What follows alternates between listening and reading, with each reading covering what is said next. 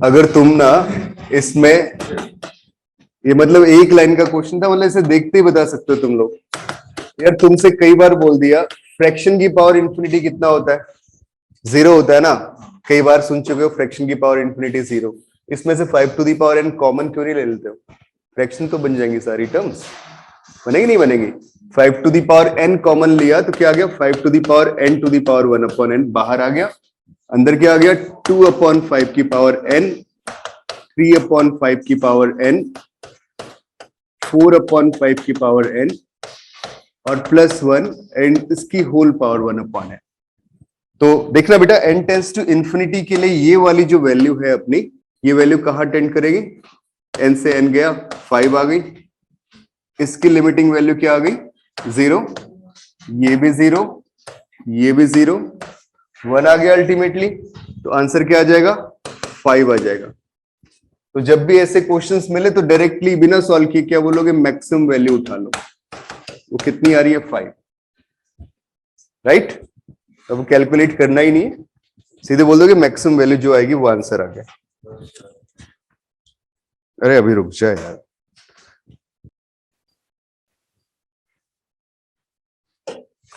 मतलब inverse trigonometrical function मिले तो दिमाग में मैनिपुलेशन चलने चाहिए, वो वाले की फॉर्मूलाज लग जाए या कुछ हो जाए। तुम्हारी एक क्लास ट्रिगो की भी बनती है। अब पहले तो लिमिट्स, कॉन्टिन्यूटी, डिफरेंशियबिलिटी खत्म हो जाए एक बार, उसके बाद फिर एक क्लास ट्रिगो की ले लूंगा, ठीक है? ट्रिगो की लेकिन बड़ी क्लास चाहिए मुझे, इससे भी बड़ी चाहिए। ना ना, इतना भी नहीं करूंगा अत्याचार। 12 से 9 तो रख ही सकता हूँ, है ना? 9 आवर्स। तो उसमें ये हो जाएगा कि 9 आवर्स में तुम 9 थोड़ी पढ़ते हो यार, 1 आवर तो तुम लोग ब्रेक ले लेते हो। नहीं तब छोड़ दे यार, कोई फायदा थोड़ी 3 घंटे का break. Limit X tends to infinity, ये आ गया बेटा x, that is tan inverse, इसको मैंने लिख लिया tan इनवर्स 1, ठीक है बेटा? और tan inverse x minus tan inverse y वाला फॉर्मूला लगाया, तो ये आ गया x into tan inverse x plus 1 upon x plus 4 minus 1 upon 1 minus x plus 1 upon x plus 4। ये फॉर्म बन चुकी है, ठीक है? And this is limit x tends to infinity, x into LCM लूंगा तो ऊपर कितना आ जाएगा? -3 आएगा, है ना? ठीक है, और नीचे कितना आ जाएगा? क्या है? tan इनवर्स -3 और यहां से क्या आ गया बेटा? अपॉन 3। ये दोनों कैंसिल आउट हो गए। यही आ रहा है क्या? x से x गया 3, -3 अपॉन 3, ऐसे ही आ रहा है कुछ?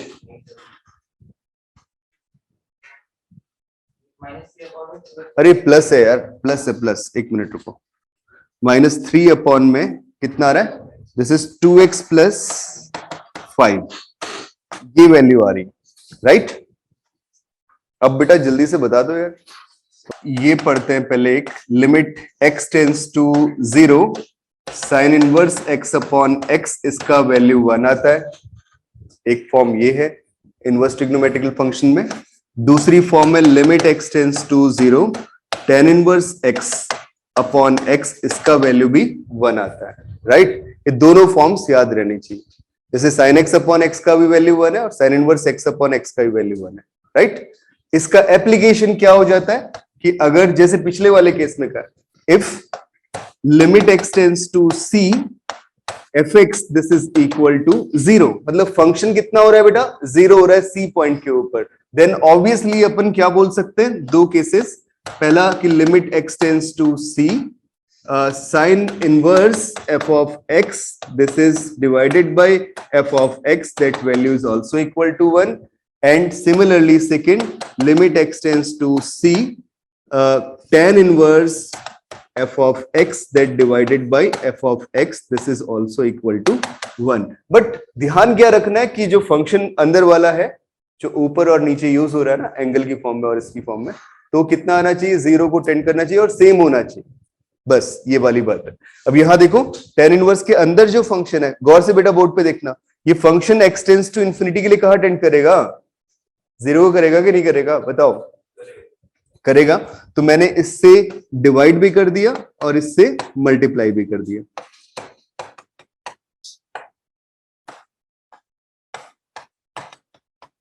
ठीक है, डिवाइड करते ही जो ये वाली फॉर्म बनी है ना, इधर वाली कंप्लीट फॉर्म, ये किसको टेंड कर गई? This approaches to 1। ठीक है, same form tan inverse fx upon fx, this is equal to 1। और जो ये वाली फॉर्म है, इसमें चाहो तो लॉपिटल अप्लाई कर लो या क्या करो, x से डिवाइड कर दो न्यूमरेटर डिनोमिनेटर को। कितना आसान काम हो गया। This will become limit x tends to infinity -3 upon 2 plus 5 upon x। x tends to infinity है तो ये कितना आ जाएगा आंसर? -3/2। ठीक है,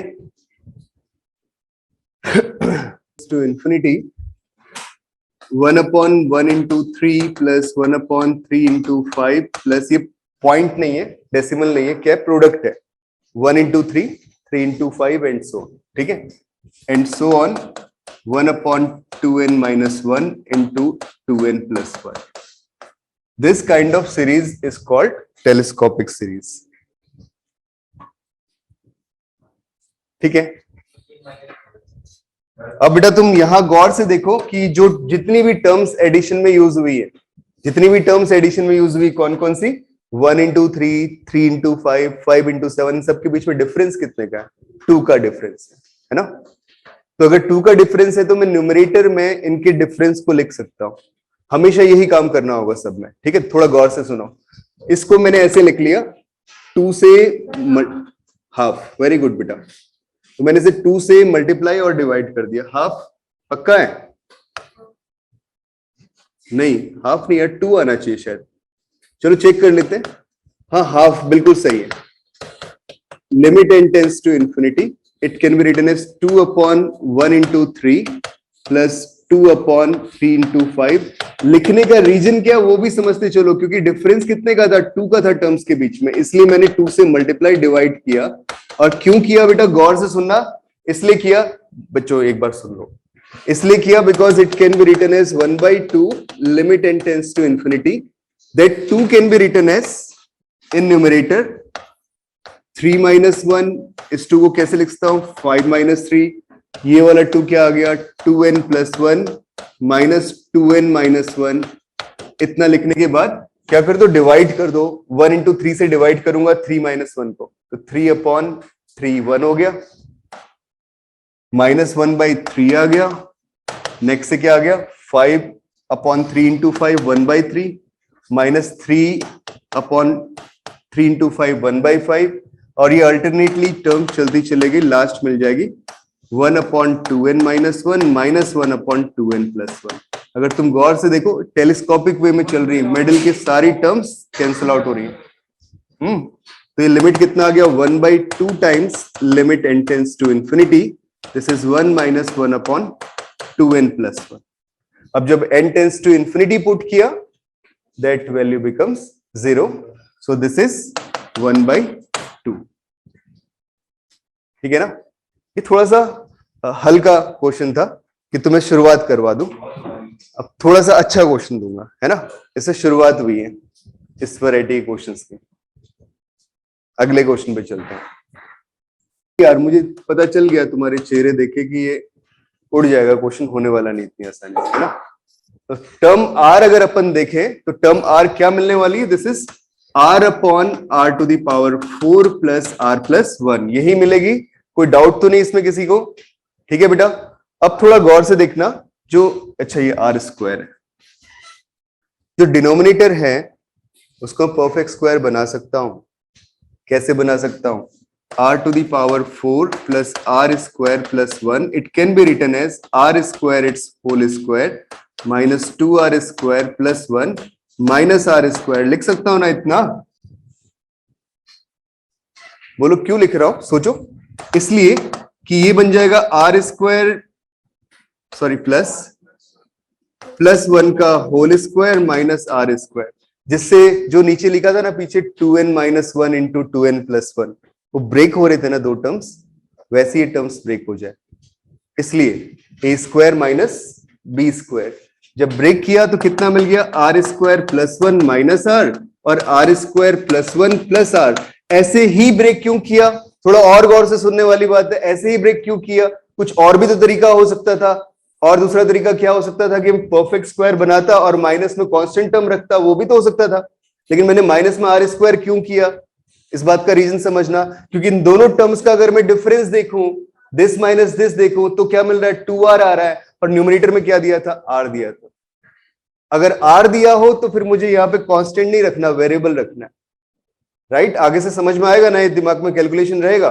और अगर यहाँ पे कांस्टेंट होता ऊपर तो मैं क्या करता? इस वाली टर्म को एज ए कांस्टेंट बनाता। बेटा समझ रहे हो मेरी बात को? जैसे डिफरेंस क्या आता? कांस्टेंट आता। ठीक है, तो ऐसे फैक्टराइज किया।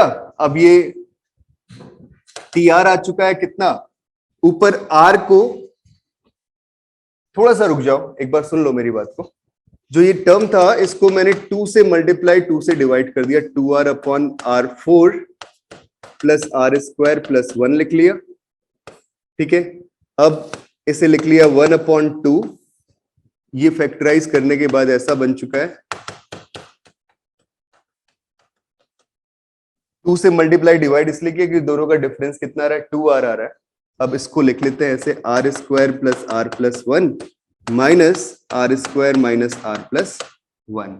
राइट बच्चों, डिवाइड कर दो दोनों टर्म्स को तो कितना आ जाएगा? 1/2 1 upon are square minus are plus 1 minus 1 upon are square plus are plus 1। ये आ चुकी है आपकी टर्म r। ठीक है, ये जो सम है ना, ये टर्म 1 था, टर्म 2 था, और कहां तक चले थे? टर्म n तक चले थे। वो सम निकालना है मुझे, तो उस पर लिमिट अप्लाई करनी। ठीक है, तो limit n tends to infinity, ये लिमिट क्या बन चुकी है? Limit n tends to infinity. Term 1 कितनी हो जाएगी? हाफ, तो सबसे कॉमन आ रहा है, तो इसमें 1 रख लेता हूं वैल्यू r का। कितना मिल गया? 1 माइनस, यस बेटा, 1/3। राइट, अगले से क्या आ चुका है? प्लस 1/3 दिस माइनस, ये हो गया 4 plus 2 6 plus 1 7 and plus and so on. Last term आ जाएगी 1 upon are square minus are plus 1 and this minus 1 upon are square plus are plus 1। These all terms, middle terms are eliminated. So the limiting value, this is not r, that is n, n रखा है last के लिए। ठीक है, तो what is the limiting value? Half, because n tends to infinity के लिए ये वाली टर्म 0 को टेंड करता है। ठीक है, आया समझ में? अब तुम ये मत सोच लेना कि इस टाइप के क्वेश्चंस का आंसर ही हाफ होता है। वो देखो, पीछे वाली टर्म पे डिफरेंस 2 आया था इसलिए हाफ आ रहा था, इसमें डिफरेंस 2r आ रहा था इसलिए हाफ आ रहा था। अगर यहाँ डिफरेंस 4 आ रहा था तो क्या होता? 1/4 आता। मतलब वो आपको, हाँ मतलब यहीं पे सोचना, यहीं पे सोचना है आपको। राइट, ठीक है, काफी आज के लिए इतना। इसके बाद नेक्स्ट क्लास में।